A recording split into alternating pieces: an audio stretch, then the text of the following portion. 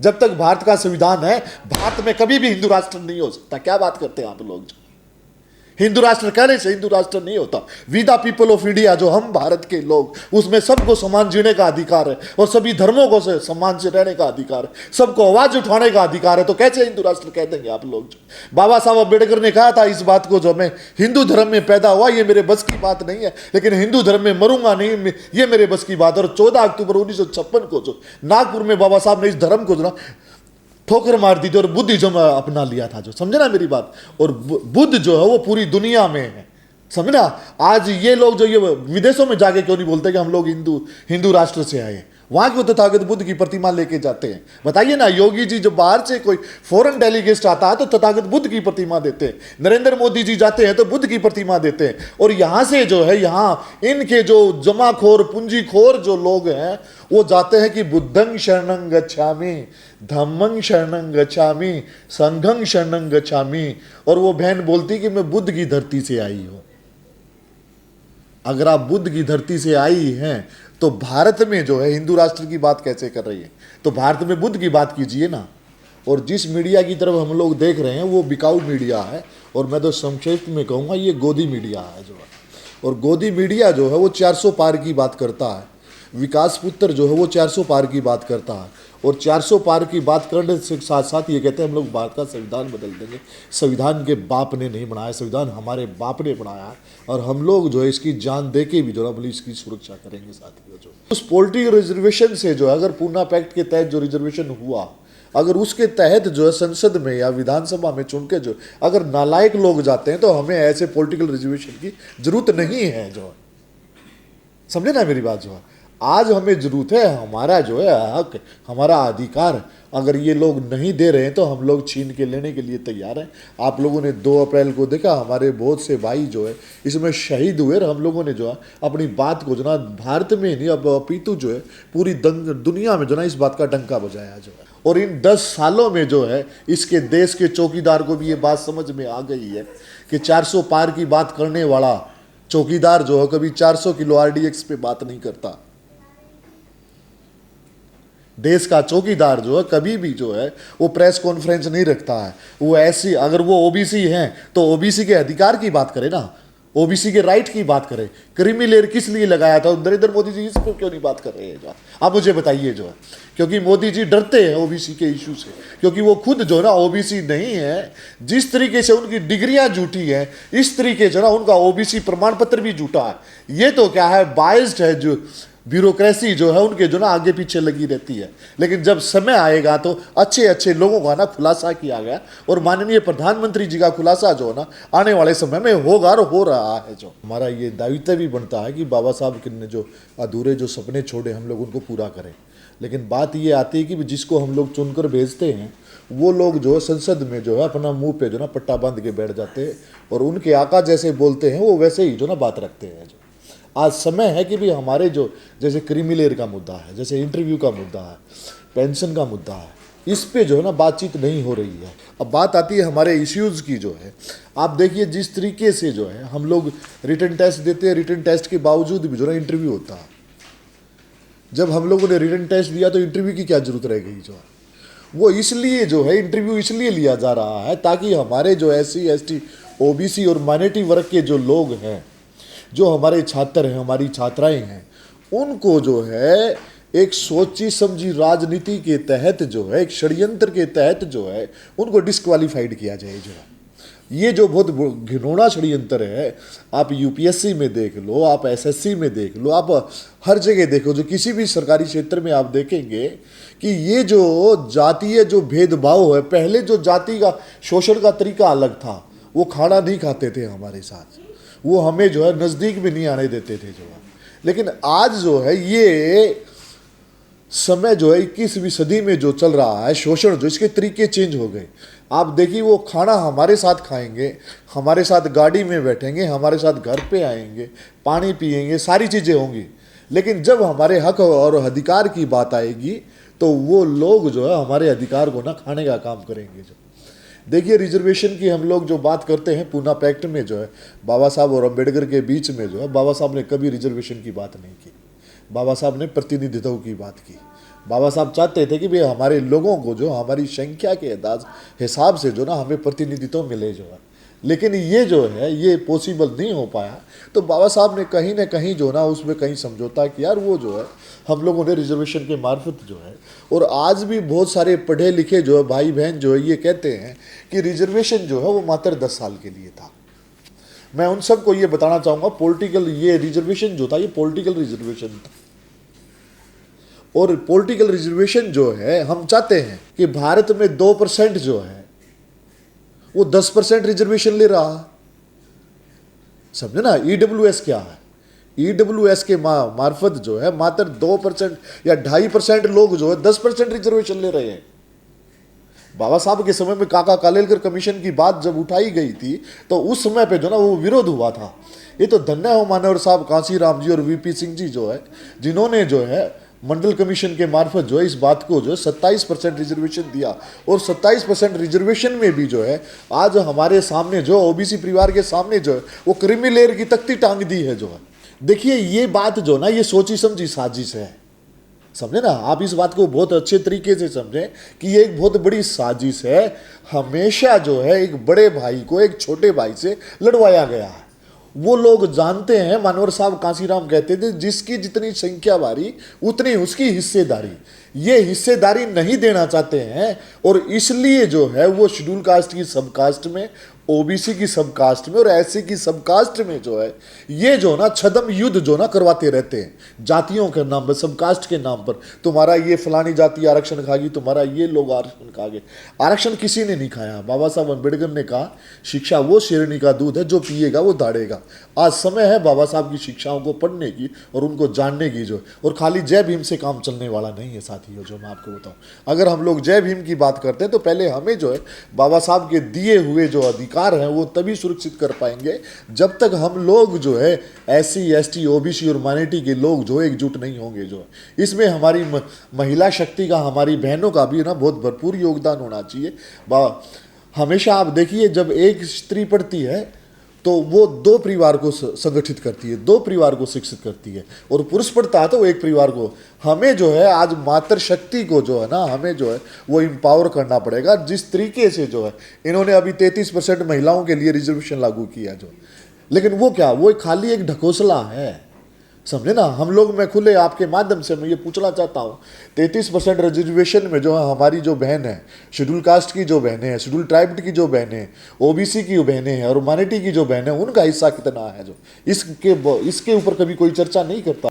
OBC के बारे में ये जो है गलत कयास लगाए जा रहे हैं, और ये बात सही भी है। कुछ लोग हमारे जो है राजनेता लोग जो है अपने चंद स्वार्थ के लिए जो है वो अपने हित को जो ना दबा देते हैं। आप उत्तर प्रदेश में देखिए, माननीय अखिलेश यादव जी जब मुख्यमंत्री थे और मुख्यमंत्री का टर्नओवर पूरा किया, और उतरने के बाद जो है इसी सरकार ने जो है वो उस कुर्सी को ना गाय के मूत्र से धुलवाया।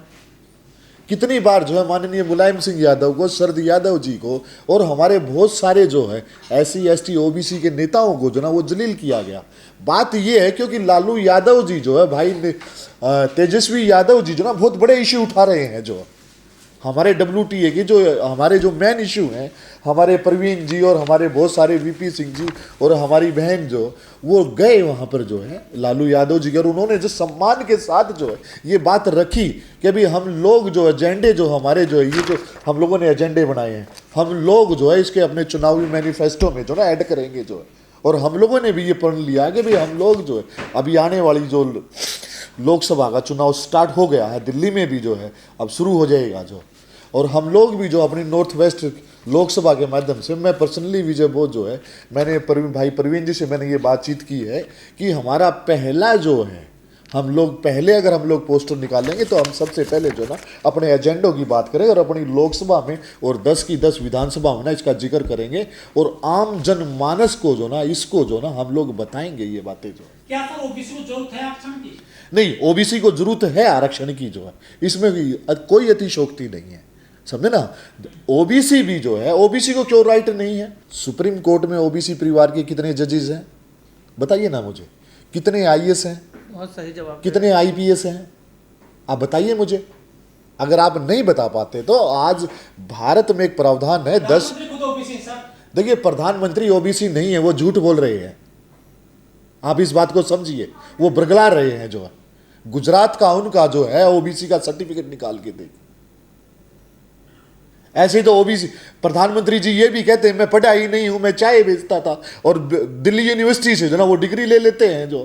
तो ओबीसी स्कूल कॉलेज में जाने के लिए, प्रोफेसर बनने के लिए कहाँ आंदोलन करता है वो? आप नहीं, ऐसा नहीं है, आप ऐसे नहीं कह सकते। आप भाई लक्ष्मण यादव को देखिए, पूरी दिल्ली यूनिवर्सिटी से जो है, इंटरव्यू में उनसे क्या पूछा मनुस्मृति के बारे में, ढोल गवार पशु शूद्रो नारी शकल ताड़ना के अधिकारी। क्या भारत के इंटरव्यू करने वाले प्रोफेसरों को जो सिर्फ एक ही श्लोक याद था?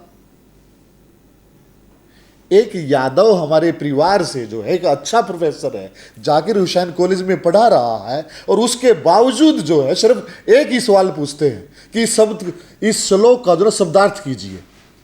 क्या बेहुदा हरकत है।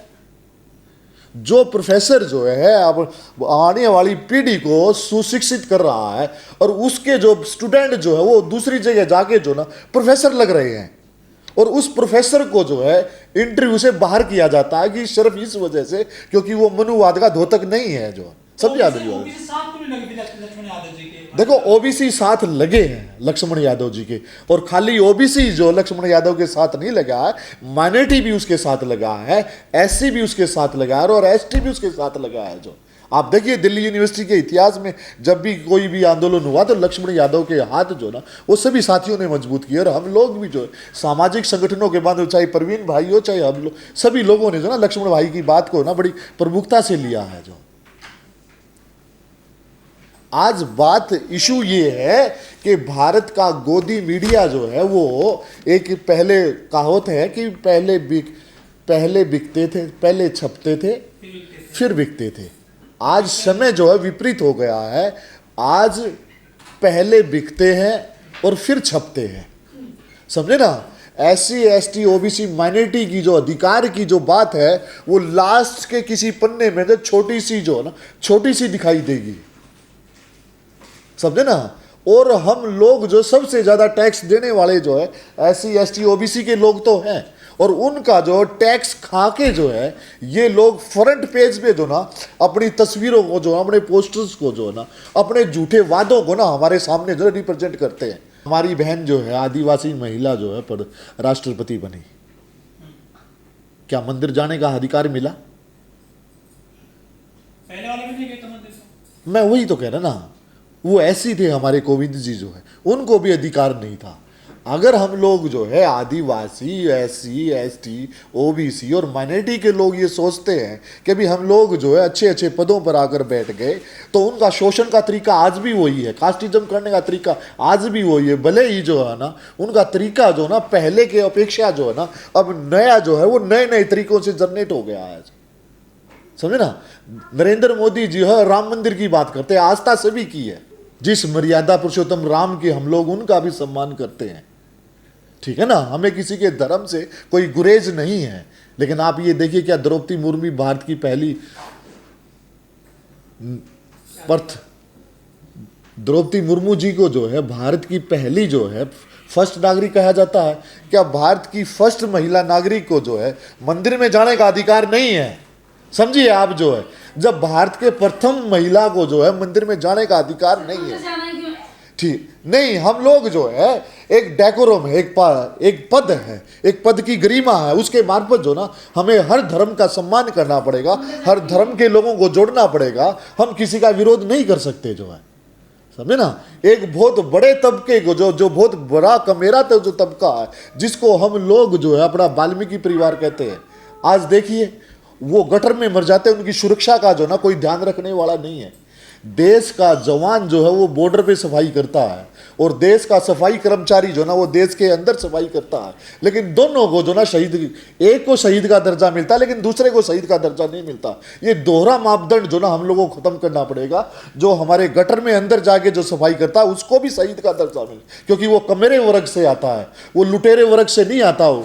किसी भी वाल्मीकि परिवार में जो है, किसी भी शेड्यूल कास्ट परिवार में या ओबीसी परिवार में या एसटी परिवार में या माइनॉरिटी परिवार में एक भी पूंजीपति ऐसा नहीं है जो विदेशों से भारत का धन जो है लेके लापता हो गया हो। आप बताइए मुझे किसी भी एक व्यक्ति का नाम बताइए।